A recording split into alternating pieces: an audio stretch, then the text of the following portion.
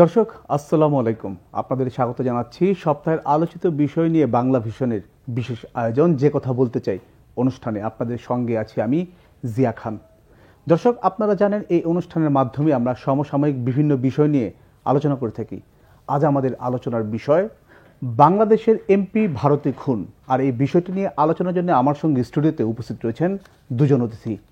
তারা হলেন senior advocate Manzil Morshed, president human rights and piece for Bangladesh. এছাড়াও আছেন নূর খান, মানবাধিকার কর্মী। আপনাদের দুজনকে স্বাগত জানাচ্ছি। দর্শক, ঝিনাইদহ ৪ আসনের এমপি আনোয়ারুল আজিম আনার খুনের প্রমাণ এখনও অধরা। এমপি আনারের লাশ অথবা খুনে ব্যবহৃত ধারালো অস্ত্র কোনোটাই উদ্ধার করা সম্ভব হয়নি দুই দেশের গোয়েন্দাদের। খুনের মোটিভ সম্পর্কেও অন্ধকারে পুলিশ। অবশ্য কয়েকজনকে গ্রেফতারের দাবি করেছে দুই দেশের গোয়েন্দারা। এমন অবস্থায় ঘটনার তদন্ত এবং লাশের খোঁজে ঢাকার পুলিশ এখন কলকাতায়। আলোচনার শুরুতে আমি মানবাধিকার কর্মী নূর খান। নূর ভাই, 14 দিন হয়ে গেল বাংলাদেশের এমপি আনোয়ারুল আজিম, তাকে হত্যা করা হয়েছে আমরা গোয়েন্দা সংস্থার মারফত জানতে পেরেছি, কিন্তু তার লাশ কিংবা হত্যাকাণ্ডে ব্যবহৃত যেমন চাকু কিংবা ছুরি বা অন্য কোনো আলামত এখন পর্যন্ত উদ্ধারের ঘটনা আমরা দেখিনি। বিষয়টি শুরুতে যেমনই ছিল, কিন্তু এখন অনেক ডালপালা গজাচ্ছে। এতদিন পরে এসে আনোয়ারুল আজিম তার মেয়ে মুমতারিন ফেরদৌস ডরিন বলছেন বাবা খুন হয়েছেন, তার প্রমাণ দিন। এই বিষয়ে আপনার মন্তব্য জানবো শুরুতে। দেখেন, প্রথম হচ্ছে এই ঘটনাটা যখন আমরা প্রথম পত্রপত্রিকার মাধ্যমে, মিডিয়ার মাধ্যমে জানতে পারলাম, তখন থেকে খুব খেয়াল করতে লাগলাম যে ঘটনা পরম্পরা কী দাঁড়ায়। তো আমরা দেখলাম এমপি সাহেবের মেয়ে ডিবির কাছে গেল, তারপরে আমরা দেখলাম পত্রপত্রিকায় সেটার উপর নিউজ হলো, এবং পরবর্তীতে আমরা যে জিনিসগুলো লক্ষ্য করলাম সেটা হচ্ছে যে বাংলাদেশে কিছু মানুষকে আটক করা হলো, এবং তারপরে একটার পর একটা তথ্য গোয়েন্দা সূত্র থেকে বা অসমর্থিত কোনো সূত্র থেকে আসতে লাগলো বিভিন্ন গণমাধ্যমে। এই তথ্যের কতটা ভিত্তি আছে সেটা নিয়েও কিন্তু এখন প্রশ্ন আছে। কারণ বাংলাদেশের দুর্ভাগ্যজনক হচ্ছে যে অনেক সময় গোয়েন্দারা অনেক তথ্য দেন যেটির সাথে হয়তো ঘটনার ডিটেক্ট হওয়ার পর মানে নানানভাবে এইটাকে প্রভাবিত করার বা নানান কারণে এটা করেন। আমরা দেখলাম যে প্রথম দিকে শুনলাম লাশ পাওয়া গেছে এরকম একটা অবস্থা, কিন্তু এখন যেটা দেখা গেল লাশ তো দূরের কথা, এমন কোনো জিনিস এখন পর্যন্ত উদ্ধার আমরা দেখিনি যেটা দিয়ে প্রমাণ করা যাবে যে এই অস্ত্র দিয়ে তাকে খুন করা হয়েছে, এইভাবে খুন করা হয়েছে এবং এই তার ডেড বডি বা ডেড বডির অংশ বিশেষ। এখন পর্যন্ত এই জায়গাগুলি দেখছি না। আবার আমরা দেখলাম যে বেশ কয়েকদিন পরে ঢাকায় একটা মামলা হলো, এবং এই মামলাটা সম্ভবত অপহরণ। ঢাকায় মামলা হয়েছে, কলকাতায় গোপাল বাবু যার বাসায় উঠেছিলেন তিনি একটা জিডি করেছেন, আর ঢাকায় মামলা হয়েছে আপনার অপহরণ মামলা শেরেবাংলা থানায়। এরকম একটা অবস্থায় ভারতের গোয়েন্দারা আসলো বাংলাদেশে। তারা বাংলাদেশে আটক ব্যক্তিদের সাথে কথা বললো, আর বাংলাদেশের গোয়েন্দারা গতকালকে গেলেন। তারা হয়তো এই ডেড বডির সন্ধান বা ওখানকার ঘটনার স্থল এবং অন্যান্য বিষয়গুলো হয়তো অবজার্ভ করবেন। অলরেডি করছেন। আজকে দ্বিতীয় দিনের মতো দ্বিতীয়বারের মতো তারা আজকে ঘটনাস্থলে গেছেন। এর মধ্যে যেভাবেই তথ্যগুলি আসুক না কেন, সেটা আমরা ধরে নিতে পারি যে যারা আটক হয়েছে তাদের মুখের কথা, অথবা হতে পারে তাদের মুখের কথা বলে কেউ এটা প্রচার করছেন। আমি জানি না এই তথ্যগুলো কিভাবে সংবাদপত্রে আসছে। মাঝে মাঝে দেখি গোয়েন্দা কর্মকর্তাদের দুই একজন কিছু কথা মিডিয়ার সামনে বলছেন, সেইটারও শক্ত কতটা ভিত আছে সেটা নিয়েও কিন্তু এখন প্রশ্ন আসছে এই কারণে যে এখনো মৃতদেহ পাওয়া যায়নি, এখনো কোনো আলামত সেইভাবে দেখিনি। আমরা শুনেছি কিছু কাপড় চোপড় রক্ত মাখায়, এই পর্যন্ত আমরা শুনেছি। আমাদের এখানে যেখানে ঘটনা ঘটলো সেখানে কিন্তু বিস্তারিত কোনো পত্রিকায় কিন্তু বিস্তারিতভাবে আমাদের এখানে যেভাবে এসছে সেরকম তথ্য কিন্তু আমি দেখিনি। এখন প্রশ্ন হচ্ছে যে খুবই গুরুত্বপূর্ণ যে বিষয়, যে বাংলাদেশের একজন পার্লামেন্ট মেম্বার যিনি কিনা তিনবারের এমপি, এবং ওখানের যে পরিবেশটা ওনার 3 আমলের মানে 3বার যে এমপি হয়েছেন এই সময়কালে ওইখানকার যে পরিস্থিতি, একটা হচ্ছে ওনার সম্পর্কে নানান ধরনের ব্যবসা বাণিজ্য, বৈধ অবৈধ নানান কথা আসছে। পাশাপাশি বিভিন্ন মাধ্যম থেকে আমরা দেখছি যে ওনার এলাকায় নানানভাবে বর্বরতার ঘটনার সাথে ওনার সংশ্লিষ্টতা, অথবা উনি এমপি হিসাবে যে দায়িত্ব পালন করার কথা সেটা করেন নাই। আইন শৃঙ্খলা রক্ষাকারী বাহিনী ওখানে দেদারসে বিরোধী মত, বিরোধী দলের লোকজনকে হত্যা করেছে, নির্যাতন করেছে ইত্যাদি বিষয়গুলো আছে। একেবারে উড়িয়ে দেওয়ার কোনো সুযোগ নাই, কারণ সোশ্যাল মিডিয়াতে বেশ কয়েকটি হত্যাকাণ্ড নিয়ে প্রশ্ন, চোখ উঠায় ফেলা ইত্যাদি বিষয়গুলো আমরা দেখেছি। এখন প্রশ্ন হচ্ছে যে কোন ঘটনার কারণে একজন পার্লামেন্ট মেম্বার চিকিৎসার উদ্দেশ্যে গেলেন আর তাকে ওখানে এখন পর্যন্ত নিখোঁজ ধরে নিই আমরা, যে এখন পর্যন্ত আমরা প্রকৃত সত্য জানতে পারছি না। আজ কত প্রায় 14 দিন হলো যে কোনো ট্রেস নাই। আবার যে বাড়িতে উনি উঠতেন সেইখানের সম্পর্কেও যেটা জানা যাচ্ছে তিনিও স্বর্ণের ব্যবসার সাথে যুক্ত। আবার এমপি সম্পর্কে শোনা যাচ্ছে যে তিনিও স্বর্ণ মানে চোরাচালানের তার বন্ধু আখতারুজ্জামান শাহীন, যার ভাড়া ফ্ল্যাটে সে আছে, এবং তাদের ভিতরে এক ধরনের মতবিরোধ দেখা দিছে ব্যবসায়িক লেনদেন নিয়ে। এই কথাগুলো কিন্তু আমরা পত্রপত্রিকার মাধ্যমে জানতে পারছি এবং গোয়েন্দাদের বরাদ দিয়ে আমরা জানছি, এবং পাশাপাশি এলাকার আধিপত্য আপনি যে বিষয়টা হচ্ছে যে দেখেন এলাকায় খুব স্বাভাবিকভাবে যে তিনবারের নির্বাচন, মানে তিনবার, যে গত তিনবারের নির্বাচন কি হয়েছে আমরা জানি। নূর ভাই, আমরা আসবো আবার আপনার কাছে, তার আগে আমি একটু অ্যাডভোকেট মঞ্জিল মোর্শেদ, নিশ্চয়ই এমপির এই ঘটনা আপনি শুরু থেকেই আপনি দেখেছেন বিভিন্ন পত্রপত্রিকা মারফত এবং নিজেও তথ্য সংগ্রহ করেছেন। আপনার কাছে আমার প্রশ্ন হচ্ছে যে এখনো লাশ খুঁজে পাওয়া যায়নি, যদি লাশ খুঁজে পাওয়া না যায় তাহলে এই বিচার বাধাগ্রস্ত হওয়ার কোনো সম্ভাবনা থাকে কিনা, কিংবা সুষ্ঠু বিচারের জন্য লাশ পাওয়া আসলে কতটা প্রয়োজন? ধন্যবাদ আপনাকে। দেখুন, হত্যা মামলা এখন পর্যন্ত ধারণা করা হচ্ছে তাকে হত্যা করা হচ্ছে, কারণ যে তথ্যগুলো আসছে তাতে কিন্তু মোটামুটি হয়ে গেছে। কিন্তু এই হত্যার পিছনে কারা জড়িত, এটি যে সকল হত্যা মামলায় বেরোয় যাবে এমনটা কিন্তু না, অভিজ্ঞতা কিন্তু আমাদের আছে। সাগররুনির মামলা কিন্তু এত বছরে কিন্তু এখনো বের করা যায়নি। কাজেই এটিও 14 দিন হয়েছে মাত্র, আরও অনেক দিন যাবে। তো বেরোবে কি বেরোবে না এটা তো বলা মুশকিল। এটা ডিপেন্ড করে যে দুই দেশের গোয়েন্দারা কতটুকু অ্যাক্টিভ ভূমিকা পালন করবে। কারণ এখানে হলে হয়তো আমরা একটা চাপ দিতে পারতাম আমাদের গোয়েন্দাদের উপরে যে কেন আপনারা করছেন না, কেন দুর্বলতা আছে, এসবগুলো করা যেত। কিন্তু আরেকটা দেশের তদন্ত, আরেকটা দেশের প্রক্রিয়া কিভাবে চলে সেটার উপরে তো প্রভাব খাটানোর আমাদের তেমন কিছু নাই। যদিও এটা এমন যদি হতো, ধরেন এখন পর্যন্ত আমরা যেটা দেখি, যেটা এটার ভিতরে কোনো কিন্তু রাজনীতি সম্পৃক্ত হয়নি। কারণ আপনারা জানেন যে অনেক ঘটনার মধ্যে রাজনীতি সম্পৃক্ত হয়ে গেলে তখন মানুষ হতাশ হয়ে যায় যে এটা আলটিমেটলি কিছু হবে না। কিন্তু এটা ভালো খবর এখন পর্যন্ত যে এই যে মারা গেলেন এমপি সাহেব, এইটা বলা হয় নাই যে অন্য দল বা বিশেষ করে জামাতের কথা তো সবসময় সব ঘটনায় আসে, বিএনপির কথাটা আছে, তাদের একটা পরিকল্পনা, এটা কিন্তু বলা হয় নাই। কাজে এটা ধরে নিতে হবে যে এটা আসলে একটা রাজনৈতিক বিষয় না, এটা একটা হত্যা, এবং হত্যার পিছনে মোটিভ থাকে। এবং সেখানে আপনি দেখবেন হত্যা কখন হয়, যে কোনো বিরোধ, এবং সেটা অর্থনৈতিক বিরোধ হতে পারে, তারপরে আপনার আধিপত্য বিরোধ হতে পারে। এগুলো ছাড়া এইভাবে নৃশংসভাবে যে কথাগুলো এসছে, নৃশংসভাবে যে হত্যার চিত্র আমাদের সামনে এখন পর্যন্ত মিডিয়া নিয়ে এসছে গোয়েন্দাদের রেফারেন্সে, তাতে মনে হচ্ছে যে এটার ভিতরে একটা বড় ধরনের বিরোধ সৃষ্টি হয়েছিল একটা গ্রুপের সঙ্গে। এবং সেই গ্রুপটা অভিযোগ পাল্টাপাল্টি আছে যে উনিও কি করতেন সেটাও এসছে, আবার অন্যদিকে তারা কি করতেন সেটাও এসছে।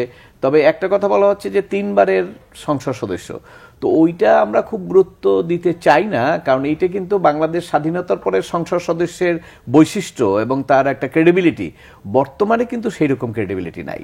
অর্থাৎ ওই ধরনের আমরা চিন্তা করব না যে উনি একজন সংসদ সদস্য। কিন্তু এখন বহু ক্রাইটেরিয়ায় সংসদ সদস্য হয়ে যাচ্ছে, যেহেতু নির্বাচনে প্রতিদ্বন্দ্বিতা হচ্ছে না, এক দল থাকছে, আমরা আর মামুরা, এইরকম একটা নির্বাচন। তো সেক্ষেত্রে কিন্তু এই প্রশ্নটা বলা যাবে না যে একটা কন্টেস্টিং নির্বাচনের মধ্যে একটা লোক নির্বাচিত হয়ে এসছে, নিশ্চয়ই তার ক্রেডিবিলিটি আছে, সেটি বলার অপেক্ষা রাখে না। কিন্তু এখানে যেটা হয়েছে সেটা হলো যে আপনার এই সংসদ সদস্য, তো এটা তো প্র্যাকটিক্যাল যে আমাদের এখানে উনি ওথ নিয়েছেন সংসদ সদস্য হিসেবে, উনি পার্লামেন্ট মেম্বার, পার্লামেন্টে অ্যাপিয়ার করেছেন, কথা বলেছেন। তো এখানে কিন্তু আমাদের একটা দায় আছে বিশেষ করে বাংলাদেশ সরকারের, যে এরকম একজন সংসদ সদস্য এখন বুঝতে পারেন যে একজন সাধারণ মানুষের নিরাপত্তাটা কোথায়। জানেন, এত বড় একটা পজিশনে থেকে যিনি বাংলাদেশের আইন প্রণেতা, যদি আইনগতভাবে বলি উনি তো আইন প্রণেতা, তাই না? উনি একটা আইন প্রণয়ন করার দায়িত্বে আছেন। তো সেই জায়গাটায় ওনার পজিশনটা আমরা যদি আমাদের যদি একাডেমিক্যালি আমরা যদি হিসেবে দেখি, ক্রাইটেরিয়া হিসেবে দেখি, তাহলে কিন্তু উনি আমাদের যে মাননীয় প্রধানমন্ত্রী, মহামান্য রাষ্ট্রপতি, এই ক্রাইটেরিয়া যেখানে আছে সেখানে কিন্তু উনি 7-8 বা 9-তে আছেন। তো সেই অবস্থায় ওনার এই হত্যাকাণ্ড সম্পর্কে যদি এখন পর্যন্ত সরাসরি সুনির্দিষ্টভাবে কোনো কিছু আমাদের সামনে না আসে, তাহলে সেখানে আমরা একটু হতাশই হই এবং আমাদের মনে একটা সন্দেহ জাগে, যদি একজন সাধারণ মানুষ এরকম হতো তাহলে সেটার প্রতিক্রিয়াটা কতদূর হতো এবং সেটা আলটিমেটলি কতদূর যেত। তো এই বিষয়গুলো আমাদের একটু ভাবিয়ে তোলে। আমার যে প্রশ্ন ছিল সেটা যদি একটু আপনি করতেন, যদি লাশ খুঁজে না পায় তাহলে বিচার বাধাগ্রস্ত হওয়ার কোনো সম্ভাবনা আছে? না, দেখুন, লাশ খুঁজে পাওয়ার ক্ষেত্রে নিশ্চয়ই আমরা আইনের যে মারপ্যাচ, তাকে আপনি জানেন যে একটি মৃত্যুর পরে তার লাশটা যদি সন্ধান হয় তাহলে এটা প্রমাণ করা সম্ভব হয় যে তাকে হত্যা করা হয়েছে। কিন্তু যদি লাশ না থাকে তাহলে সেক্ষেত্রে যাদেরকে আসামি করা হবে তাদের পক্ষে থেকে আইনজীবীরা যখন যুক্তিতর্ক করবে তখন ওখানে দেখানোর চেষ্টা করবে সে মৃত হয়েছে, এইরকম কোনো প্রমাণ এখানে নাই। তবে হ্যাঁ, এর বাইরে ঘটনা থাকবে, তদন্তে যদি এরকম আসে স্বীকারোক্তি যে আমরা এইভাবে হত্যা করেছি, তারপরে এটা পানিতে ভাসিয়ে দিয়েছি, এটি আর কখনো পাওয়া যাবে না, এই পরিকল্পনা করেছি, তারপরে আপনার এই ধরনের স্বীকারোক্তি যদি থাকে, সার্কুমেন্টেশনাল এভিডেন্স যদি থাকে, তাহলে সেক্ষেত্রে আদালতের ক্ষমতা আছে, তাকে শাস্তি দেওয়ার সুযোগ আছে। কিন্তু আমাদের যে ক্রিমিনাল জুরিসপ্রুডেন্সে আমাদের যে প্রক্রিয়া, আইনি প্রক্রিয়া, সেখানে আপনি জানেন যে আমাদের ক্রিমিনাল জুরিসপ্রুডেন্সের একটা বড় ধরনের নীতি হলো যে একজন নিরপরাধ ব্যক্তি যেন কখনো সাজাপ্রাপ্ত না হয়। অর্থাৎ নিরপরাধ প্রমাণ করতে হবে 100%। একটু সন্দেহ থাকলে কিন্তু তাকে খালাস দিতে হবে। এটা হলো আমাদের ফৌজদারি আইনের মূল প্রিন্সিপাল। তো সেই জায়গাটায় আপনার যদি এই প্রমাণ করতে হয় অকাট্যভাবে, তাহলে আপনার কারা হত্যা করেছে, কই হত্যা যে হলো, তার লাশটা কোথায়, পোস্টমর্টম কোথায়, এই সবগুলো জিনিস আসবে। এগুলোর দুর্বলতা থাকলে চূড়ান্তভাবে শাস্তি দেওয়ার ক্ষেত্রে কিছু জটিলতার সৃষ্টি হতে পারে। এতদিন আমরা জানতাম যে কোনো অপরাধী বাংলাদেশে অপরাধ করে ভারত কিংবা পার্শ্ববর্তী যে কোনো দেশে তারা আত্মগোপনে চলে যায় পালিয়ে, কিন্তু এই এমপি আনারের ঘটনা যেটা, সেটা থেকে বলা হচ্ছে, গোয়েন্দা মারফতে আমরা যেটা জানতে পেরেছি, যে এই দেশে তারা আরো 2বার হত্যার প্ল্যান নিয়েছিল, কিন্তু নিরাপদ না বিধায় তারা সেই মিশন তারা ব্যর্থ হয়। আমার প্রশ্ন হচ্ছে যে তাকে পরে ইন্ডিয়াতে হত্যা করা হলো, তারপর সেই অপরাধীরা আবার বাংলাদেশে ঢুকলো কয়েকজন। তার মানে সীমানা পেরোনো কি অপরাধের জন্য এতটা সহজ হয়ে গেছে? জনাব নূর খান, দেখেন, বাংলাদেশ এবং ভারতে আসা যাওয়া, এটা প্রথম হচ্ছে পাসপোর্টেও যেমন সহজ, আর পাসপোর্ট অবৈধভাবেও প্রবেশ করাও কিন্তু খুব সহজ। এই কারণেই কিন্তু দেখা গেছে যে বাংলাদেশে অপরাধ করে ভারতে চলে যাওয়া, আবার ভারত থেকে অপরাধ করে ভারতীয় অপরাধীরাও বাংলাদেশে চলে আসা, এই জিনিসটা আমরা দেখেছি। এটা যে খুব কঠিন ব্যাপার তা না। তবে এইটা যদি আমরা ধরে নেই যে ইতিমধ্যে হত্যাকাণ্ড সংগঠিত হয়েছে, যে সমস্ত খবরপত্র পত্রিকা এসছে, যেভাবে এসছে, যদি এইগুলিকে সব আমরা ধরে নেই যুক্তির খাতিরে যে সবই প্রকাশিত এবং সত্য, তাহলে বুঝতে হবে যে এই হত্যাকাণ্ডের পরিকল্পনাটা খুব নিখুঁতভাবে করা হয়েছে। দ্বিতীয় হচ্ছে, এই হত্যাকাণ্ডটা প্রমাণ করতে যাতে অনেক জটিলতা ভোগ করতে হয়, সেই জন্য দেখেন, প্রথম হচ্ছে আরেকটা দেশে নিয়ে হত্যা করা, দ্বিতীয় যে বিষয়টা হচ্ছে লাশকে গুম করে ফেলা এবং কোনো ধরনের আলামত না রাখা, আবার যেটা হানি ট্র্যাপের কথা বলা হচ্ছে, বা যেভাবেই এই হত্যাকাণ্ড যেভাবেই সংগঠিত হোক না কেন, এটা কিন্তু অনেক বড় একটা পরিকল্পনার বাস্তবায়ন আমরা দেখলাম। এবং এইটি তখনই এই ধরনের হত্যাকাণ্ড সংগঠিত হয়, যে কোনো হত্যাকাণ্ড যখন কোনো দুটো গ্রুপের ভিতর যখন সমস্যা হয় এবং সেটা সমঝোতার কোনো জায়গা থাকে না, বারবার চেষ্টা করেও যখন সমঝোতার জায়গা থাকে না, এবং যেখানে অর্থ বা ক্ষমতায় দুইটার একটা ব্যাপার থাকে, তখন কিন্তু এই ধরনের নৃশংস হত্যাকাণ্ড বা হত্যাকাণ্ড সংগঠিত হতে পারে। এখন পর্যন্ত দেখেন, প্রথম হচ্ছে যেভাবে নিউজগুলি এসছে, যিনি মূল পরিকল্পনাকারী, তিনি কিন্তু এমপি সাহেব ওখানে যাওয়ার আগেই বাংলাদেশে চলে এসছেন।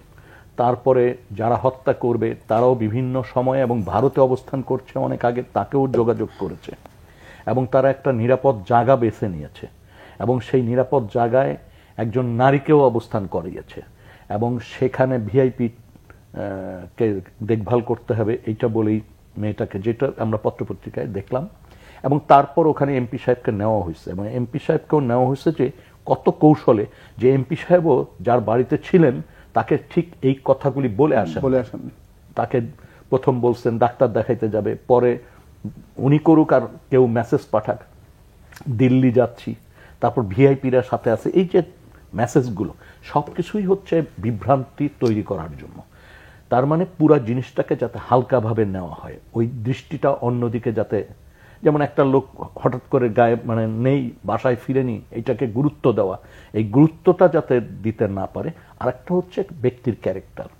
কারণ আমি যদি একটি বাসায় উঠি এবং সেখান থেকে যদি আমি ডাক্তার দেখাতে যাই আর না মানে ফিরতে দেরি করি, তারা স্বাভাবিকভাবে উৎকণ্ঠিত হবেন, খোঁজখবর নেওয়ার চেষ্টা করবেন। কিন্তু এইখানে দেখেন 1-1.5 দিন পরে কিন্তু গোপালবাবু যখন বাংলাদেশ থেকে ফোন টোন গেছে, তারপর কিন্তু জিডি করেছেন। তার আগ পর্যন্ত কিন্তু জিডি করেন নাই। তার মানে হচ্ছে এই এমপি সাহেবের এরকম কোনো রহস্য যাতায়াত কোনো বিষয়ের সাথে যুক্ত ছিলেন, এটা ধরে নিছে, বা ওনারা অনুমান করেছেন, বা উনিও মানে এই ব্যবসার সাথে যুক্ত একজন। কারণ এমনি তো যে একজন মানে পরিচিত বন্ধুর বাসায় উঠে না, সব দিক দিয়ে সেরকম বন্ধু হলেই কেবলমাত্র উঠে। এবং তারপর দেখেন কি সুন্দর, আবার হত্যাকাণ্ডের পর একটা গ্রুপ চলে আসলো বাংলাদেশে, এবং তারা এসে তাদের মতো করে অবস্থান নিল। এবং তারপর যখন এই জিনিসটা ধারণা করা হলো যে হত্যাকাণ্ডের মতো ঘটনা ঘটে গেছে এবং তাকে কোন বাসায় হত্যা করা হয়েছে, এটি সম্ভবত এই গ্রেপ্তারের পর, এখানে গ্রেপ্তারের পর তাদের ভাষ্য মতে এখন পর্যন্ত যেটা বোঝার চেষ্টা করতেছি আমি, ওই জায়গাটা আবিষ্কার হয়েছে। এখন ওইখানেই কি হত্যাকাণ্ড হলো না অন্য জায়গা হলো, এখনো তো এটাও করে কিন্তু বলা যাচ্ছে। গোয়েন্দা সংস্থার সূত্র মতে আমরা যতটুকু জানতে পেরেছি যে নিউটাউনের ওই ফ্ল্যাটই, এবং আমরা সিসিটিভির যে ফুটেজগুলি দেখেছি সেটা তো সন্দেহ করার যথেষ্ট কারণ আছে যে ওখানেই ঘটনা। আমি আসবো আপনার কাছে, তার আগে একটু বলি এই হত্যাকাণ্ডের পিছনে অনেকগুলো বিষয় আসে। তার মধ্যে হচ্ছে 2016 সালে স্বর্ণ এবং হীরার একটা চালান গায়েব করে দেয়া 1020 কোটি টাকা। তারপর যে মূল সাসপেক্টেড এই হত্যাকাণ্ডে অর্থাৎ এমপি আনারের যে বন্ধু আখতারুজ্জামান শাহিন, তার সঙ্গে দেনাপাওনার একটা হিসাব রয়েছে। কিন্তু আমার প্রশ্ন হচ্ছে অ্যাডভোকেট মঞ্জির মুর্শিদ আপনার কাছে, যে বাংলাদেশের সঙ্গে যুক্তরাষ্ট্রের বন্দি বিনিময়ের কোনো চুক্তি নেই, কিন্তু যে মূল সাসপেক্টেড সে গোয়েন্দা সূত্র যারা বলছে তারা বলছেন যে এই শাহিন আমেরিকাতে চলে গেছেন, যুক্তরাষ্ট্রে চলে গেছেন, তাকে আনার আসলে প্রসেসটা এখন কি হবে, বা কোনো ওয়ে আছে নাকি? না, যদি আপনার বন্দি বিনিময় চুক্তি না থাকে তাহলে সেক্ষেত্রে তো রাষ্ট্রের যে অব্লিগেশন, সেই অব্লিগেশনে আপনি ফেলতে পারবেন না। তবে এর যে ব্যতিক্রমও হয় না তা না, এটা রাষ্ট্রীয় সর্বোচ্চ পর্যায়ে আন্ডারস্ট্যান্ডিং থাকলে সেগুলো করা যায়। কিন্তু আমেরিকার সঙ্গে তো আমাদের যে বর্তমান অবস্থান, সেখানে তো ওই রকম আন্ডারস্ট্যান্ডিং খুব একটা ভালো আছে বলে মনে হয় না। কাজে সেই ক্ষেত্রে ওই রকম রাষ্ট্রীয় পর্যায়ে কথা বলে খুব একটা ফেভারেবল কিছু করা যাবে সেটা হয়তো আমি জানি না কতদূর সম্ভব হবে। কিন্তু এর বাইরেও কথা হলো, ইভেন যদি সে এখানে নাও আসে, তাকে যদি নাও আনা যায়, সে তো একটা পার্ট। এখানে তো আপনি যাদেরকে ধরলেন, বাংলাদেশে যাদের গ্রেপ্তার হলেন, তাদের মাধ্যমেই তো আমাদের গোয়েন্দারাই তো তথ্য দিয়ে সবকিছু মোটামুটি আমরা কিন্তু সবাই বুঝে গেছি এখন যে কিভাবে হয়েছে। এটা কি নতুন কোনো সিনারিও কিন্তু এখন পর্যন্ত আমাদের কাছে নাই। আমরা বুঝেছি সে ওখানে গেছিল, ডাক্তার দেখাইতে গেছিল, পথে তাকে SMS করে ওই জায়গায় নিয়ে যাওয়া হয়েছে, ওইখানে মহিলা ছিল, 2 জন ছিল, তাদেরকে মেরে ঠেরে তারপরে একদম টুকরো টুকরো করে কিভাবে সবকিছু আমাদের সামনে চলে আসছে। এর কাউন্টার একটা সিনারিও কিন্তু আমরা এখনো আসে নাই। তো এখন পর্যন্ত আমরা ধরে নেব এইটাই তো ঠিক আছে। তো এইটা যদি ঠিক থাকে সেক্ষেত্রে এখন পর্যন্ত দেখেন, আগে 14 দিন হয়েছে গ্রেপ্তার, 3 জন এখন পর্যন্ত কোনো ম্যাজিস্ট্রেটের কাছে স্বীকারোক্তি দেয় নাই। নর্মালি আপনি অনেক কেসেই দেখবেন যে রিমান্ডে নেওয়ার পরে 2-1 দিন পরেই কিন্তু স্বীকারোক্তি দিয়ে দেয়, কিন্তু এখানে কিন্তু কোনো স্বীকারোক্তি এখন পর্যন্ত আসে নাই। তো স্বীকারোক্তি না আসলে, যদি ম্যাজিস্ট্রেটের কাছে 160 পরে স্বীকারোক্তি না আসে, তাহলে এই যে বলার কথা হয় যে আসামিরা স্বীকার করেছেন, এটার তো কোনো আইনগত ভিত্তি নাই। কারণ আপনি পুলিশের কাছে আজকে কি বললেন না বললেন, সেটি বিচারের সঙ্গে কোনো সম্পর্ক নাই। বিচারের সঙ্গে সম্পর্ক হলো আপনি যদি ম্যাজিস্ট্রেটের কাছে স্বীকারোক্তি জবানবন্দি দেন, তাহলে ওইটাকে আদালতে সাক্ষী হিসেবে গ্রহণ করে যে হ্যাঁ তুমি স্বীকার করেছো এই লোকটাকে হত্যা করেছো, এবং ওই স্বীকারোক্তির উপর ভিত্তি করে তাকে সাজা দেওয়া যাবে। বিচারে তো অনেকটা পার্ট হয়ে যায়। হ্যাঁ, বিচার পার্ট হয়ে যায়। তো এখানে যে সমস্যাটা হলো, সে এই 14 দিনই কিন্তু এখন পর্যন্ত কোনো স্বীকারোক্তি নেই। যে কথাগুলো বলা হচ্ছে এর মধ্যে তো কোনো ফাঁক আমরা পাচ্ছি না, একদম সিকোয়েন্সটা মিলে যায়। তো মিলে যাওয়ার পরে কেন এখন পর্যন্ত স্বীকারোক্তি আসলো না? তো সেক্ষেত্রে আমাদের গোয়েন্দাদের কি ব্যর্থতা আছে কিনা সেটা একটা বিষয়। আর দেখেন, তদন্তের ক্ষেত্রে আমি বলবো, এখানে এই ইন্ডিয়াতে যে তদন্তটা হচ্ছে সেই তদন্তটাও খুব আপনার এক্সপার্টলি এবং খুব গুরুত্ব দিয়ে হচ্ছে, এটা কিন্তু আমার মিডিয়া রিপোর্টে আমার কাছে এটা মনে হয়নি।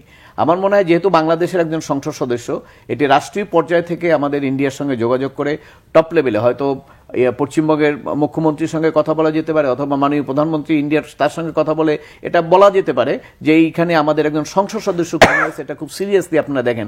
এবং ইন্ডিয়াতে গোয়েন্দারা এটা বের করতে পারবে না, এটা তো আসলে কথা হতে পারে না। যেহেতু আপনি মাংস কেটে আলাদা করা হয়েছে এই তথ্য পর্যন্ত আপনি পেয়ে গেলেন, এবং সেখানে আরেকজনকে কে মাংস নিয়ে চলে গেল সেটাও পাওয়া গেল, যারা বলেছে তারা হাতে হ্যাঁ, তাহলে তো সেই ক্ষেত্রে অন্যগুলা কেন পাওয়া যায়? সেই ক্ষেত্রে এটাকে মানে আপনি তো অনেক মার্ডারই হয়, তো ওই দেশে একজন বাংলাদেশি নাগরিক মার্ডার হয়েছে, তারা কতটুকু গুরুত্ব দিয়ে করছে কি করছে এটা তো আমরা এখনো বলতে পারবো না। তবে আমি মনে করি যেহেতু বাংলাদেশের সংসদ সদস্য, এটা আরো আমাদের রাষ্ট্রীয় পর্যায় থেকে এটা হস্তক্ষেপ করে তাদেরকে ওইভাবে বলা দরকার যে খুব সিরিয়াসলি দেখা। কারণ আপনার যদি একজন সংসদ সদস্য, আমরা তো বাংলাদেশের লক্ষ লক্ষ লোক আমরা ইন্ডিয়াতে যাই চিকিৎসার জন্য, বেড়াতে, তারপরে আত্মীয় স্বজন আছে, তাই না? তো একজন সংসদ সদস্যকে যদি এইভাবে খুন করে গায়েব করে ফেলা যায়, আসামি খুঁজে পাওয়া যায় না, তাহলে এই যে লক্ষ লক্ষ লোক আমরা যাচ্ছি, তাদের নিরাপত্তাটা কোথায়? এই বিষয়ে আমি একটু নূর ভাই রাগও অ্যাডভোকেট মঞ্জুর মোর্শেদ বলে যাচ্ছেন সাধারণ মানুষের নিরাপত্তা নিয়ে, এই বিষয়ে আপনার কাছে দেখেন, একটা হচ্ছে তো এখানে তো একটা শঙ্কা থেকেই যায়। এই যে আমাদের লক্ষ লক্ষ মানুষ আমরা বিভিন্ন কারণে যাই, বেড়াতে যাই, চিকিৎসার জন্য যাই, আত্মীয় স্বজনের ইয়েতে যাই, ব্যবসায়িক কাজে যাই। যখন একজন সংসদ সদস্য এইভাবে হত্যাকাণ্ডের শিকার হন এবং সেইটি তদন্ত দীর্ঘ সময় আস্তে আস্তে সময় নেয়, এবং এখন পর্যন্ত যেহেতু হত্যাকাণ্ডে ব্যবহৃত কোনো জিনিস বা অন্যান্য বিষয়গুলি উদ্ধার আমরা দেখছি না, তো ফলে একটা শঙ্কা থেকে যায়। এবং এখানে খুবই গুরুত্ব দেওয়ার ব্যাপার, কারণ মনে রাখতে হবে যে একজন সংসদ সদস্য, তিনি তার ব্যাকগ্রাউন্ড যাই থাকুক না কেন, তিনি একজন সংসদ সদস্য এবং তিনি ভারতে যেই খুন হয়েছেন, এবং সেইখানে এখন পর্যন্ত মানে রহস্যাবৃত্ত রয়ে গেছে, পুরো জিনিসটা আসেনি সামনে। তো এইখানে একটা ভয় কাজ করে আমাদের ভিতরে। আমার ভিতরে আরেকটা জিনিস খুব মানে এই হত্যাকাণ্ডের পরে যেই জায়গাগুলি খুব বেশি মনে হচ্ছে, একটা হচ্ছে আমি যে খুব বেশি মানে গত 3টা নির্বাচনে কারা আসছেন, কিভাবে নির্বাচন হয়েছে, সেগুলি তো প্রশ্ন অনেক রয়ে গেছে। কিন্তু একটা রাজনৈতিক দল যখন একজনকে মানে নমিনেট করেন পার্লামেন্ট মেম্বার, যে পার্লামেন্ট মেম্বার আমাদের আইন টাইন সব আইন প্রণয়ন করবেন,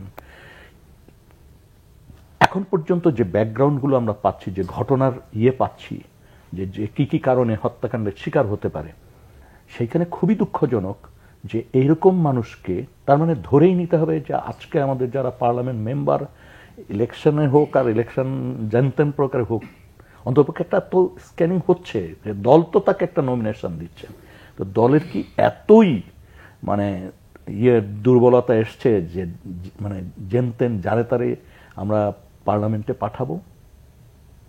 আমি এই কথাটা বললাম যে যেহেতু এই হত্যাকাণ্ডের পিছনের রহস্যগুলো বিভিন্ন তথ্য বেরিয়ে আসছে, পত্রপত্রিকা আমরা দেখছি গোল্ডের ব্যবসা, আমরা দেখছি নানান ধরনের অপরাধের সাথে যুক্ত, এর আগেও নাকি তার বিরুদ্ধে মামলা ছিল, অনেকগুলো মানে ওয়ারেন্ট ছিল।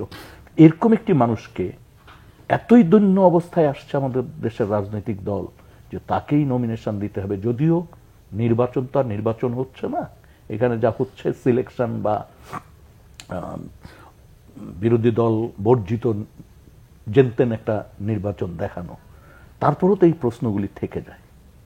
নূর ভাই, আরেকটা বিষয় যেটা আসছে যে সবসময় বলে আসছে এখনকার যে রাজনীতি, তাতে ব্যবসায়ীদের প্রাধান্য বেশি, এই একটা কথা বেশ প্রচলিত। আরেকটা বিষয় হচ্ছে গিয়ে যে বলা হচ্ছে এলাকায় ব্যাপক জনপ্রিয়তার কারণে তাকে নমিনেশন দেয়, এই বিষয়টা কি? হ্যাঁ, এই দুটা জিনিসই মানে একটা হচ্ছে যে তিনি ব্যাপক জনপ্রিয়, এই কথাটি বলছেন আওয়ামী লীগের সেক্রেটারি জেনারেল এবং সাধারণ সম্পাদক, তিনি বলছেন যে এই কারণেই তাকে নমিনেশন দেওয়া হয়েছিল। এক, আর ব্যবসায়ীদের আসলে তো পার্লামেন্টের দিক যদি আমরা তাকাই, তাহলে ব্যবসায়ীদের অংশ মানে পার্লামেন্ট সদস্য তো অনেক বেশি সংখ্যক হচ্ছে আপনার ব্যবসায়ী মহল থেকে এসছেন, আর তার বাইরেও তো একটা অংশ আছে যারা একেবারে দুর্বৃত্তপনার সাথে যুক্ত। একদম এই যে যে কথাগুলি বেশি মানে আসছে আজকে পত্রপত্রিকা, এটা তো দুর্বৃত্ত, এই দুর্বৃত্তদের দখলই তো রাজনীতি চলে গেছে। এখান থেকে বের হওয়ার সময় নিশ্চয়ই এসেছে। তার আগে আমি একটু মঞ্জুর মোর্শেদ, যে ঘটনা যেটা ঘটেছে, যে অপরাধ দুই দেশেই হয়েছে, আমরা যতটুকু জানতে পেরেছি গোয়েন্দা মারফত, যে বাংলাদেশে প্ল্যানিং হয়েছে, এটা বাস্তবায়ন হয়েছে ভারতে। তো আসলে এই মামলার ক্ষেত্রে, তদন্তের ক্ষেত্রে বা বিচারের ক্ষেত্রে কাদের অগ্রাধিকারটা বেশি, মানে আপনি একজন আইনবিদ হিসেবে আপনার কি মনে করেন আসলে? না দেখুন, যদি মামলা যেটা হত্যা মামলা, প্লেস অফ অকারেন্স হল ইম্পর্টেন্ট। ওখানে যেহেতু হত্যাটা হয়েছে, ওখানে তো বিচারটা ওই হত্যা মামলা ওখানেই বিচার হবে। আর বাংলাদেশে অপহরণের যদি ইনগ্রিডিয়েন্ট পাওয়া যায়, যদি প্রমাণ করা যায় অপহরণ করেই নিয়ে গেছে, বিভিন্ন অপহরণ কিন্তু আপনার একজন ধরে বাদে নিতে হবে তা কিন্তু না, টেকনিক্যালি আপনি নিতে পারেন অপহরণ করে, তাই না? তো সেক্ষেত্রে সেখানে এটা হতে পারে। তো এইখানে একটা জটিলতা তো আছেই, কারণ তার হত্যা মামলার বিচার তো বাংলাদেশে হতে পারবে না, কারণ যেহেতু প্লেস অফ অকারেন্স ওইখানে। আমি নূর ভাইয়ের কথার প্রশ্নে একটু আসবো, যেহেতু আপনার রাজনৈতিক কথাটা এসছে যে জনপ্রিয়তা। দেখেন, আমাদের মাননীয় ওবায়দুল কাদের সাহেব কিন্তু বলছেন ওনাকে জনপ্রিয় বলেন নাই, পরপর 3টা নির্বাচনে জিতেছে দেখে ওনাকে ধরে নেওয়া হচ্ছে জনপ্রিয়। তো এখন আপনি ধরেন জনপ্রিয় নির্বাচনের মাধ্যমে যদি স্ক্রুটিনাইজ হইতো, নিরপেক্ষ নির্বাচনের মাধ্যমে, অথবা আপনি যদি আরেকজনকে নির্বাচিত ক্যান্ডিডেট দিতেন, এমনকি সম্ভাবনা ছিল অন্য কেউ হওয়ার, তা তো সম্ভাবনা নাই। কারণ আপনি যাকে নির্বাচন দেন, যেহেতু এটা নির্বাচনটা আপনাদের মধ্যেই, আওয়ামী লীগের মধ্যেই, তো সেক্ষেত্রে উনি যে কথাটা বলতে চাচ্ছেন সেটা হলো যে আরো বেটার লোক চয়েস করা যায় কিনা। কিন্তু আমাদের সমস্যা হলো আমরা এখন মনে করছি যার বিভিন্ন শক্তি আছে, যার প্রভাব আছে, তাকেই আমার এমপি দরকার। কারণ হলো কি, সে অন্যদেরকে সাপ্রেস করে রাখতে পারবে, তার উপরে কেউ কথা বলতে পারবে না। তাহলে হবে কি, তাহলে টোটাল সিনারিওটা একজনের পক্ষে থাকবে। তা আমরা সেইভাবেই সিলেকশন করছি। আপনি যদি উত্তর, দক্ষিণ, পূর্ব, পশ্চিম সব দিকে তাকান, এই এমপি সাহেবের যে ক্যারেক্টারের কথা বলা হচ্ছে মিডিয়ায়, এরকম শত এমপির ক্যারেক্টার সম্পর্কে আপনি পাবেন তথ্য।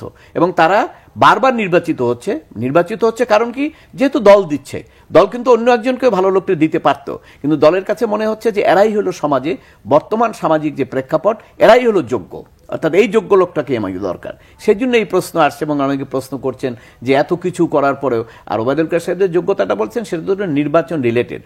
কারণ এইরকম যদি যে তথ্যগুলো তার ব্যাপারে এসছে, তার যে বৈশিষ্ট্যের ব্যাপারে যদি এটা সত্য হয়, তাহলে আমি কোনোভাবে বিশ্বাস করতে পারি না যে জেনারেল পিপলের মাধ্যমে সে আপনার জনপ্রিয়। এটা কিভাবে হয়? এটা তো ইম্পসিবল, এটা সম্ভব না কখনো। কিন্তু উনি এই জন্য কিন্তু ওই জনপ্রিয় ওনার উপরে বলেন না যে উনি একটা জনপ্রিয় ব্যক্তি।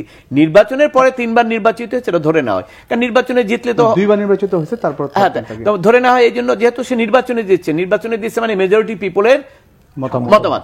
এখানে তো মেজরিটি পিপল হয় না নির্বাচন, এখানে নির্বাচন হয়েছে আওয়ামী লীগের মধ্যে, অন্যরা তো নির্বাচিত হয় না। আর আওয়ামী লীগের মধ্যে আওয়ামী লীগ যাকে নমিনেশন দিচ্ছে সে নির্বাচিত হয়েছে, কারণ তার সঙ্গে লোকজন বেশি, যেহেতু সে আপনার একটা দলে আছে, তার ব্যবসা বাণিজ্য যে কথাগুলো বললেন, এখানে আবার তাদের শক্তি থাকে এলাকায়। অনেক এলাকায় এই সমস্ত কাজগুলো যারা করে তাদের শক্তি থাকে, এবং শক্তির কারণে আপাতত দৃষ্টিতে মনে হবে হি ইজ ভেরি পাওয়ারফুল, এবং তাকে পিক আপ করা হয়, এবং তার মাধ্যমে অন্যদেরকে সবাইকে দমাইতে সুবিধা হয়। কারণ সে যদি একটা ফেরসাস লোক, আর যদি আপনার ভদ্রলোকরে একটা দেন, তাহলে সে তো আর ওই ফেরসাসলি অন্য লোকদেরকে সাপ্রেস করতে পারবে না। তো এই সুবিধাগুলো আপনার নিয়ে দলগুলো তো এইভাবে নমিনেশন দিচ্ছে, সেই কারণে এই প্রশ্নটা এসছে। আর আইনের যে ব্যাখ্যাটা সেটা হলো, এবং এটা শুধু আমাদের একটা পার্টি না, আমাদের সব রাজনৈতিক দলগুলো এই জায়গাটাই বেশি আকৃষ্ট হয়, এবং এইভাবে তারা নমিনেশন দিয়ে আসে। হ্যাঁ, কিন্তু সব রাজনৈতিক দল তো আপাতত কোনো নির্বাচনে তো আমরা দেখি না। তো এটা দেখলে তখন আমরা ব্যাখ্যা করতে পারতাম।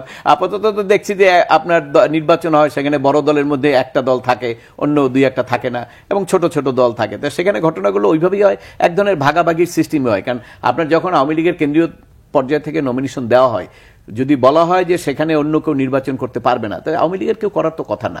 তবে আপনার ওপেন করে দেওয়া হয়েছিল, ওপেন করে দিলেও যখন আওয়ামী লীগের নমিনেশন আপনি একজনকে দিলেন, তখন যে আওয়ামী লীগ করে বা যে জানে যে এটা উপর থেকে নমিনেশন আসছে, সে কি আর তার এগেইনস্টে কাজ করতে সাহস পাবে না তো। কারণ সাহস করলে সে যদি করে, তার তো পরবর্তীতে আওয়ামী লীগের থেকে সে বেনিফিট পাবে না। এই জন্য কেউ করতে চায় না। করবে কেন? এটা করার সুযোগ নাই। আর এখানে ওই জায়গাগুলো আপনি যে এলাকার উনি এমপি ছিলেন, এবং এই আশেপাশের সব এলাকাগুলো কিন্তু আজকে না। আমি আসবো ওই বিষয়ে, আমরা আলোচনায় ফিরবো। দর্শক যে কথা বলতে চাই অনুষ্ঠানে, যে ছোট্ট একটা বিরতি, সঙ্গেই থাকুন।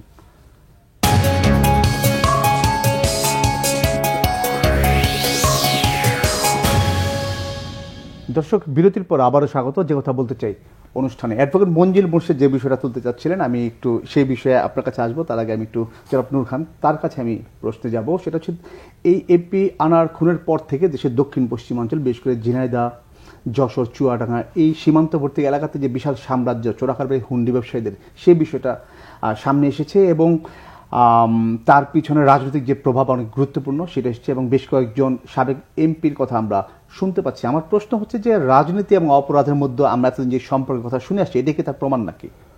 এটা তো স্পষ্ট একটা প্রমাণ। সবচেয়ে বড় ব্যাপার হচ্ছে যে বাংলাদেশের সীমান্তবর্তী যে এলাকাগুলো, এইখানে তো এই যে আপনার গোল্ডের ব্যবসা বলেন, ড্রাগের ব্যবসা বলেন, আর হুন্ডির কথা বলেন, এগুলি তো চলছেই। এর বাইরে আরো কিছু ব্যবসা আছে, যে ব্যবসাগুলোর সাথে বিভিন্নভাবে পত্রপত্রিকা সহ বিভিন্নভাবে কিন্তু আমরা জানছি যে আমাদের যারা আইন প্রণেতা তারা এবং যারা জনপ্রতিনিধি তারা নানানভাবে যুক্ত হয়ে যাচ্ছেন। বালুর মহল বলেন, ড্রাগের ব্যবসা বলেন, নানানভাবে কেউ সরাসরি যুক্ত হচ্ছেন, কেউ কমিশন খাচ্ছেন, নিয়োগ বাণিজ্য বলেন। এই যে একটা অবস্থা তৈরি হয়েছে রাজনীতিতে, এই জায়গা থেকে যদি আমরা বেরিয়ে আসতে না পারি, তাহলে আজকে আনারের মতো অনেক ঘটনা আমাদেরকে হয়তো প্রত্যক্ষ করতে হবে আমাদের জীবদ্দশায়। এটি কিন্তু একটি ঘটনা আমাদের সামনে এসছে, এটি কিন্তু একমাত্র ঘটনা না। এর আগেও আমরা অনেকগুলো ঘটনা দেখেছি, মানে নানানভাবে এসছে। নৈতিক স্খলন একজন আইন প্রণেতার কিরকম হতে পারে আমরা দেখেছি, মন্ত্রী অনেক। এখন সর্বশেষ যে জায়গাটায় এসছে সেটা তো খুব স্পষ্ট যে এই যে মানে বর্ডার কেন্দ্রিক বাণিজ্য, তারপর গরুর ব্যবসা, এই যে বর্ডার কেন্দ্রিক বাণিজ্য, এই বাণিজ্যর সাথে যারা যুক্ত তারা কিন্তু প্রকারান্তরে অপরাধের সাথে যুক্ত হয়ে যাচ্ছেন এবং অপরাধী গ্রুপকে তাদেরকে কিন্তু আশ্রয় প্রশ্রয় দিতে হচ্ছে। এটার মধ্য দিয়ে কিন্তু তারা এক ধরনের দুর্বৃত্তায়ন, মানে দুর্বৃত্তদের প্রকারান্তরে তারা নেতৃত্ব দিচ্ছেন এবং সেই দুর্বৃত্তরা সবসময় কিন্তু সাধারণ মানুষকে দমন করে রাখেন। আর সাধারণ মানুষকে যখন আপনি সাকসেসফুলি দমন করেন অন্যায় অবিচার করে, তখনই আপনি জনপ্রতিনিধি হয়ে যাচ্ছেন। দুর্ভাগ্য হচ্ছে জনপ্রতিনিধি হতে তো এখন আর আমার জনগণের ভোট দরকার হয় না। আমরা যদি গত 15-16 বছর খেয়াল করি, তা আমরা কয়জন ভোট কেন্দ্রে যেতে পেরেছি বা ভোট দিতে পেরেছি বা ভোট দেওয়ার মতো আগ্রহ আমাদের ভিতর ছিল বা আমাদের ভিতর আস্থা ছিল, সেটি একটু বিবেচনা করা উচিত। বড় গলায় আমরা বলে ফেলতে পারবো, বুকে হাত দিয়েও বলে ফেলতে পারবো যে না সবকিছু সুষ্ঠু, কিন্তু যা হচ্ছে এই জায়গা থেকে বেরিয়ে আসার জন্য সবাইকে উদ্যোগ নিতে হবে। এবং সবাই যদি এই ফিলিংসটা না আসে যে এটা অপরাধ, যদি শুধুমাত্র ক্ষমতা আঁকড়ায় রাখার জন্য বা ক্ষমতায় যাওয়ার জন্য দুর্বৃত্তদের উপরে আমরা ভর করি জনগণকে বাদ দিয়ে, তাহলে যেই ধরনের শাসন ব্যবস্থা সেটি আমরা দেখছি এখন। ধন্যবাদ। অ্যাডভোকেট মঞ্জুর মোর্শেদ, যে প্রভাবের কথা একটু আগে শুনলাম, যে নমিনেশন পাওয়া কিংবা ই করা, একটা বিষয় হচ্ছে যে আমরা যখনই কোনো গোল্ড বড় চালান ধরা পড়ছে, আমরা শুনছি বাংলাদেশকে ট্রানজিট হিসেবে ব্যবহার করা হচ্ছে। এগুলো জানার পরও এখানে আসলে কি এমন আছে যেটা ব্যবস্থা আমরা ওইভাবে দেখছি না? আসলে এটা হরহামেশা হচ্ছে, এখানে এত বড় সিন্ডিকেট সারা দেশব্যাপী ছড়াই গেল। দেখুন, বাংলাদেশ একটা উর্বর জায়গা, এই চোরাচালানের না আমি বলতেছি উর্বর জায়গা, আমি ব্যাখ্যা শেষ করি নাই। উর্বর জায়গা, এখন সবাই মনে করবেন যে এটা আমার ফসল উৎপাদনের জন্য উর্বর, এটা একটা সাইড, এটা এক সময় বলতাম আমরা। কিন্তু এখন যদি উর্বরের কথা বলেন, তাহলে এই যে আপনি বললেন যে সোনা চারা চালানি, তারপরে হুন্ডি, তারপরে সিন্ডিকেট, তারপরে মূল্যবৃদ্ধি, এগুলো খুব উর্বর জায়গা। অর্থাৎ ব্যবসা করার জন্য একটা উর্বর জায়গা। মানে এরকম সুযোগ সুবিধা নিয়ে ব্যবসা আর অন্য কোথাও পৃথিবীতে করা যায় না। একজন ব্যবসায়ী গত আপনার 25 তারিখে আমাদের একটা সেমিনার ছিল, সেখানে আপনার ইন্টারন্যাশনাল বিজনেস ফোরামের যে প্রেসিডেন্ট, উনি এসে বক্তৃতা দিচ্ছিলেন। সেই বক্তৃতায় উনি বলতেছেন যে আমরা ব্যবসা করি বংশ পরস্পরায়, এবং তারপরে একটা পর্যায়ে গিয়ে আমরা একটা ফিনান্সিয়াল ভালো কন্ডিশনে আসি। কিন্তু ইদানিংকালে দেখা যাচ্ছে যে কিছু লোক ব্যবসা শুরু করেই তারা 5 বছরের মধ্যেই শত শত কোটি টাকার মালিক হয়ে যাচ্ছে। তো উর্বরতাটা ওই জন্য ওই সেন্সে বলা হয়েছে, যেখানে অনিয়ম, আইন পরিপন্থীভাবে জোর জবরদস্তি করে জনগণকে প্রতারিত করে ব্যবসা করার এত উর্বর জায়গা বাংলাদেশের চেয়ে আর কোথাও দ্বিতীয় নাই। সেই কারণে আপনি দেখবেন যে ব্যবসায়ীরা ব্যবসা করতে গেলে, এই উর্বরতা কাজে লাগাতে গেলে দরকার হয় ক্ষমতা। ক্ষমতা ছাড়া কিছু করা যায় না। তো এই ক্ষমতার জন্য সবাই আস্তে আস্তে এখন রাজনীতির পাশে গিয়ে দাঁড়িয়েছেন। অর্থাৎ এমপি যদি হতে পারেন, তাহলে ধরেন পুরো প্রশাসন তো তাকে প্রশ্ন করবে না। আপনার দুঃখজনক ঘটনা, আমাদের এই সংসদ সদস্যদেরই আপনারা জানেন যে সংসদ সদস্য তারা মাদক চালানোর কারণে তাদের জেল হয়েছে। আমাদের এই সংসদে এটা আমাদের দুঃখজনক ঘটনা। অন্য দেশে গিয়ে আরেকজন সেটা জেল হয়েছে, তার পরবর্তীকালে তার সংসদ গেছে। এবং এইখানে আজকে এই সংসদ সদস্য, সেখানেও তার বিরুদ্ধে অভিযোগ, সেখানে খুন হলেন। তো এইগুলো যে হচ্ছে, এটা কিন্তু আমাদের একটু প্রেস্টিজে লাগা দরকার। আমার লাগলে তো হবে না। আপনারা যারা সংসদ সদস্য তৈরি করেন, যারা নমিনেশন দেন, আমার মনে হয় আপনাদের একটু চিন্তা করা দরকার যে আপনি কেন এই ধরনের লোকগুলোকে নমিনেশন দিয়ে এই পার্লামেন্ট, যে একটা পবিত্র জায়গা, যেখানে আইন প্রণয়ন করবেন সেখানে আপনি সেখানে পাঠিয়ে দিচ্ছেন, এবং এটার মাধ্যমে যে খুব ভালো কিছু হবে তা তো না, কারণ ওখানে পার্লামেন্টে গিয়ে আইন প্রণয়ন করা তো জনগণের জন্য আইন। তো যারা ব্যবসায়ী তারা তো জনগণের চেয়ে তার আইনটা সে বেশি ফেভার করে, এবং আপনি দেখবেন আমি অনেকগুলো উদাহরণ দিতে পারবো, ব্যবসায়ীদের বিরুদ্ধে যে আইন পার্লামেন্টে পাশ করা হয় সেই আইন অনেক সময় কার্যকরী হতে দেয় না। আবার যে আইনটা জনগণের জন্য প্রয়োজন, একটা উদাহরণ দিই আপনাকে, ঢাকা শহরে প্রায় 70 লক্ষ লোক থাকে ভাড়া। 1991 সালের একটা ভাড়াটিয়া নিয়ন্ত্রণ আইন আছে, যে আইনটা পুরোপুরি অকার্যকর, শতকরা 1% লোকও কোর্টে যায় না এইটার প্রতিকার পাইতে, কেন এমন একটা কঠিন অবস্থা করে রাখা হয়েছে। এই আইনটা সংশোধন করার জন্য দেখছেন সংসদের কোনো উদ্যোগ নিচ্ছে? 70 লক্ষ লোক আমরা এখানে ক্ষতিগ্রস্ত হচ্ছি যারা ভাড়া থাকেন, ইচ্ছা করে ভাড়া বাড়িয়ে দেন, ইচ্ছা করে আপনাকে নামিয়ে দেন ঘর থেকে, কিন্তু এটা কিন্তু জনগণের একটা সমস্যা। সংসদে এরকম একটা আইন পাস করতে দেখেছেন? তারা এটা করে, অর্থাৎ করছে না কেন? কারণ এইটার দিকে তাদের সুযোগ নাই। এটি আমরা স্বাধীনতার পরে বঙ্গবন্ধুর নেতৃত্বে যে সংসদ ছিল সেখানে শতকরা 60-70 আইনজীবী ছিল, এবং সেখানে তারা তখন আইন প্রণয়ন করতেন এইগুলো বিষয়গুলিও। কিন্তু এখন সংসদ সদস্যদেরকে ডেভেলপমেন্ট ওয়ার্কের দায়িত্ব দেওয়া হয়েছে, যার ফলে এখন ডেভেলপমেন্ট ওয়ার্কে তো এখানে তো রোলিং হচ্ছে। ডেভেলপমেন্ট ওয়ার্ক আপনি কাজ করলেই পয়সা, কাজ করলেই পয়সা। অতএব এইটা রেখে আপনার কার এত দরকার আছে যে একটু রাত্রে চিন্তা করে আচ্ছা জনগণের জন্য এই ভাড়াটিয়া নিয়ন্ত্রণের জন্য আইনটা সংশোধন করা দরকার, এই সময় কি কারো আছে? এই সময় কি কেউ দেওয়ার মতো ওই পরিস্থিতি পরিবেশ আছে? নাই তো। এই জন্য সবাই এখন অর্থের পিছনে। দেখেন আজকে বড় বড় পোস্টে থেকে যারা কি করছে সেটা তো আপনারা দেখতে পাচ্ছেন। ধন্যবাদ একবার মঞ্জুর মোর্শেদ। আমি আবার আসবো, এবার একটু অন্য বিষয়ে আমরা যেতে চাচ্ছি, সেটা হচ্ছে সাবেক আইজিপি বেনজির আহমেদ, তার বিষয়ে বেশ কদিন ধরে আলোচিত বেশ কিছু প্রতিবেদন আমরা দেখেছি, এবং আদালত তার সম্পত্তি, তার পরিবারের সম্পত্তি ক্রয়ের নির্দেশ দিয়েছেন। জনাব নূর খান, আমি আপনার কাছে যাব এই বিষয়ে। আমার প্রশ্ন হচ্ছে যে একটা প্রশিক্ষিত বাহিনীর উনি প্রধান ছিলেন এবং বিভিন্ন গুরুত্বপূর্ণ পদে উনি ছিলেন, তার বিরুদ্ধে এখন যে অভিযোগ আসছে সেটা আসলে তার যে বাহিনী, তিনি যে বাহিনীতে ছিলেন সেটার জন্য কি ধরনের মেসেজ, এটা সেটা প্রভাবটা আসলে কিরকম পড়বে? দেখেন, প্রথম হচ্ছে উনি কিন্তু র্যাবেরও ডিজি ছিলেন, আইজি ছিলেন পুলিশের, এবং সম্ভবত পুলিশ কমিশনারও ছিলেন। তার মানে গুরুত্বপূর্ণ পদগুলিতে কিন্তু উনি ছিলেন আইন শৃঙ্খলা রক্ষাকারী বাহিনীর। এবং আমরা যেটা দেখেছি, বিভিন্ন সময় জানতে পেরেছি, বিভিন্ন ঘটনা আমরা যেগুলি প্রত্যক্ষ করেছি, তাতে খুব স্পষ্ট ছিল যে এই ধরনের অবস্থানে যারা থাকেন তাদের কেউ কেউ ক্ষমতাকে এমনভাবে ব্যবহার করেন, তারা তাদের সময়ে মানে দিদারসে মানুষ মারতে তারা কখনো কুণ্ঠিত হন না, আইনকে ভয় পান না, তারা চাঁদাবাজি করতেও ভয় পান না। কারণ তার তো আর এটা তো ধরেই নিতে হবে যে এত সম্পদ যে আসছে এটা তো বৈধ পথে আসার কোনো সুযোগ তার নাই। খুবই স্পষ্ট যে এটা বৈধ পথে আসার সুযোগ নাই। শুধু যে আপনি মৎস্য খামার দেখায় কোটি কোটি টাকা প্রতিদিন ইনকাম দেখাবেন সেই সুযোগও কিন্তু নাই, যদি অনেস্টলি এটা ইনভেস্টিগেট হয়। তার মানে এইখানে এমন কিছু কার্যক্রম তাকে করতে হয়েছে যে এই কাজের কারণে তাকে টাকাটা আসতে হয়েছে, টাকাটা তার আসছে। এবং এই যে ঘটনাগুলি ঘটছে এটা তো একটি মাত্র ঘটনা।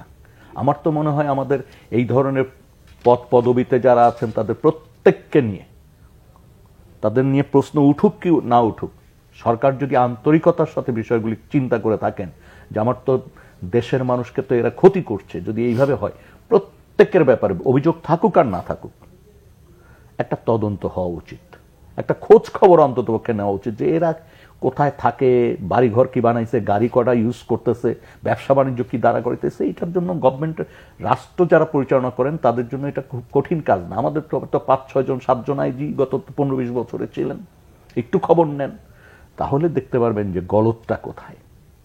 এবং এটা শুধু আইজির ব্যাপার না, সাবেক আইজি বা বর্তমান আইজি বা কেউ এর ব্যাপার না। ব্যাপারটা হচ্ছে আমাদের যে জায়গাগুলিতে ক্ষমতা কেন্দ্রীভূত হয়ে গেছে বা ক্ষমতা যে জায়গাগুলির থেকে ক্ষমতার প্র্যাকটিস করার সুযোগ আছে, প্রত্যেকটা জায়গায় কিন্তু দুর্নীতি বাসা বাঁধছে। এই ক্ষমতার অপব্যবহার কেন করে? অপব্যবহার করেন কারণ তার তো ঝুঁকি নিতে হয়, ঝুঁকিটা নেয়নি হচ্ছে এই অপব্যবহার করেন হচ্ছে নিজের ফায়দা লোটার জন্য, সুযোগ নেওয়ার জন্য। এবং এই যে ডকুমেন্টসগুলি ইতিমধ্যে আমরা কোর্টে দেখলাম যে কোর্ট থেকে এতগুলি দলিলপত্র আসছে, এতগুলি ব্যাংকের হিসাব নিকাশ আসছে, এই যে ব্যাপারগুলি আসছে, তার মানে এখন তো দালিলিক প্রমাণ তো এই জায়গায় রয়ে গেল এই মামলায়। এখন দরকার এইটা পরিষ্কার একটা বিশ্লেষণ দ্বারা করানো, একটু অনুসন্ধান করা এবং সেটা করে এটা দ্রুত মানে মামলাটার একটা ফয়সালার জায়গায় যাওয়া দরকার। ধন্যবাদ। এবং এইটা যদি যেতে পারি, যদি যায় সরকার আন্তরিকভাবে, মঞ্জুর বরকত ভাই কিন্তু এটা শুরু করতে গিয়েছিলেন তার আগে, যদি যেতে পারি তাহলে যেই বার্তাটার কথা আপনি বলছেন, বাহিনীগুলি শুধু না, এই যে সমস্ত মানুষ সরকারি বিভিন্ন পদে থেকে এই ধরনের কাজগুলির সাথে যুক্ত, একটা কড়া মেসেজ যাবে। এবং মাননীয় প্রধানমন্ত্রী যদি চান, যেহেতু উনি না চাইলে তো কিছু হয় না, যদি আল্লাহর রস্তে উনি চান তাহলে এই জায়গাগুলি হয়তো উনি ভালো করে যেতে পারবেন। ধন্যবাদ অ্যাডভোকেট মঞ্জুর মোর্শেদ। আমি এই বিষয়ে আসবো, পাশে তার আগে একটু আমি যোগ করি যে সাবেক সেনাপ্রধান আজিজ আহমেদ, ওনার বিরুদ্ধে যে স্যাংশন দেয়াকে কেন্দ্র করে উনি বলেছেন যে এটা তাকে যারা নিয়োগ দিয়েছেন, অর্থাৎ তার এই স্যাংশন সরকারের কিছুটা হেয় হয়েছে। হ্যাঁ, পাশাপাশি বেনজির আহমেদ, এই দুজনের বিষয়েই সরকার বিব্রত, অনেকে বলছেন। এই বিষয়ে আপনার মতামত আমি শুনবো। সরকার না, আমরা তো বিব্রত, আর নাগরিক হিসেবে তো আমরাও বিব্রত। কারণ সেনাবাহিনীর প্রধান, সে কি কোন জায়গার সেনাবাহিনীর প্রধান? বাংলাদেশের সেনাবাহিনীর প্রধান। তা আমার গর্ব তো সেখানে এরকম ঘটনা, বা পুলিশের প্রধান, সে কোন জায়গার পুলিশের প্রধান? সেই পুলিশ তো আমার নিরাপত্তা নিশ্চিত করতেছে, তাই না?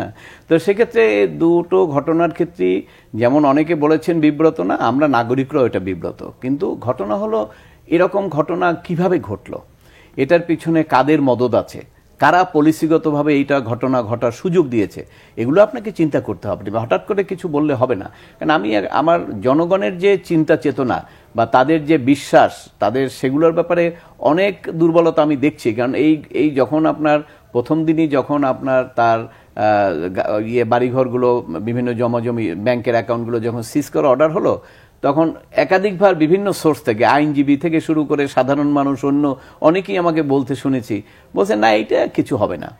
তো এখন দেখেন জনগণের আপনার ধারণাটা কোথায় চলে গেছে। এবং অর্থমন্ত্রী কিন্তু একটা কথা বলেছেন যে সরকারের আদালতের যে আদেশ, এক্ষেত্রে সরকারের সমর্থন রয়েছে।